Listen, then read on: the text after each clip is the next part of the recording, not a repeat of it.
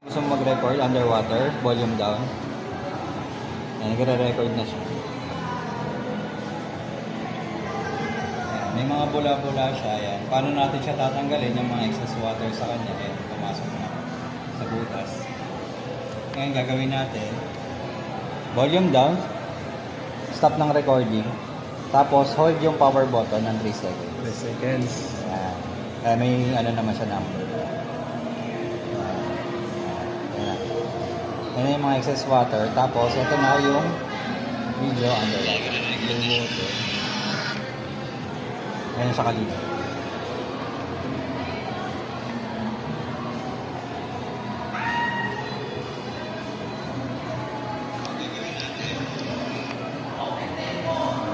Okay, sige po. Tapos kahit basa yung screen, magagamit mo siya. Even basa yung screen. Ayun, basa din yung kamay ko sa. Magagamit pa rin siya.